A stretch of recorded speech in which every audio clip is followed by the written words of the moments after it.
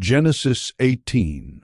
The three visitors. The Lord appeared to Abraham near the great trees of Mamre, while he was sitting at the entrance to his tent in the heat of the day.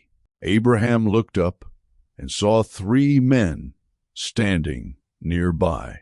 When he saw them, he hurried from the entrance of his tent to meet them and bowed low to the ground.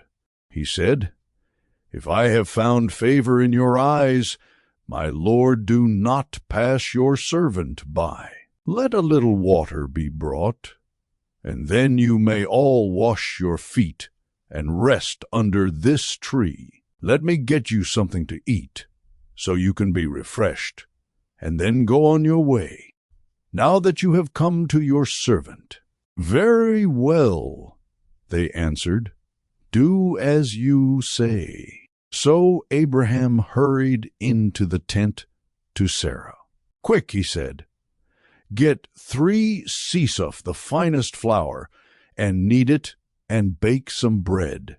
Then he ran to the herd and selected a choice, tender calf and gave it to a servant who hurried to prepare it.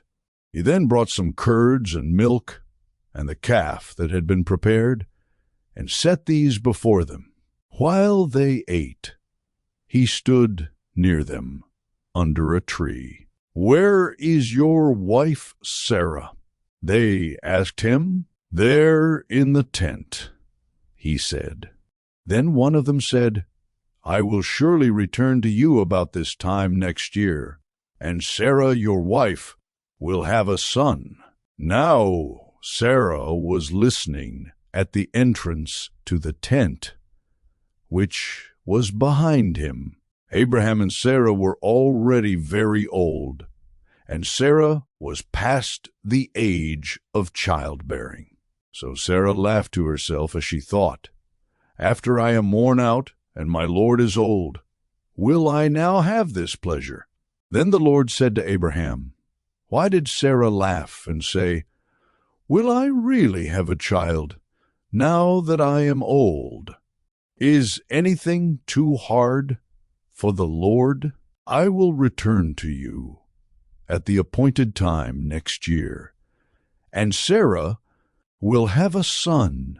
Sarah was afraid, so she lied and said, "I did not laugh." But he said, "Yes, you did laugh." Abraham pleads for Sodom.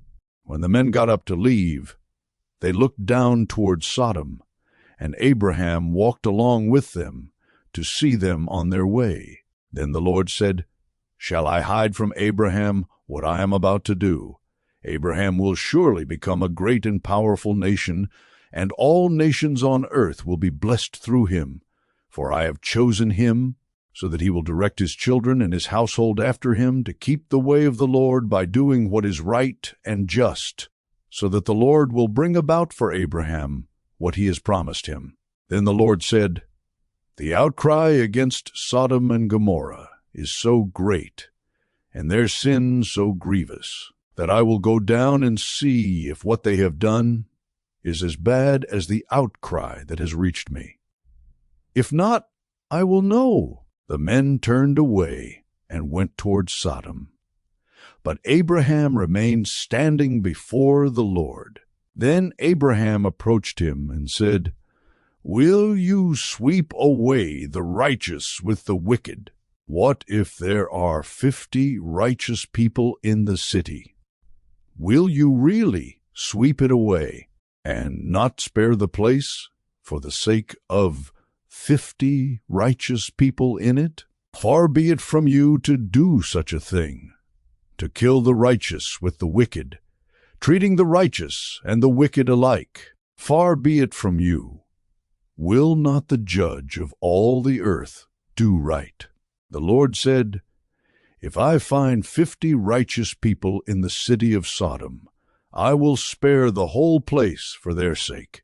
Then Abraham spoke up again, "Now that I have been so bold as to speak to the Lord, though I am nothing but dust and ashes, What if the number of the righteous is 5 less than 50? Will you destroy the whole city for lack of 5 people? If I find 45 there, he said, I will not destroy it. Once again he spoke to him. What if only 40 are found there? He said, for the sake of 40, I will not do it. Then he said, may the Lord not be angry, but let me speak. What if only 30 can be found there? He answered, I will not do it if I find 30 there. Abraham said, now that I have been so bold as to speak to the Lord, what if only 20 can be found there? He said, for the sake of 20, I will not destroy it. Then he said, may the Lord not be angry, but let me speak just once more. What if only 10 can be found there? He answered, for the sake of 10, I will not destroy it. When the Lord had finished speaking with Abraham, he left, and Abraham returned home.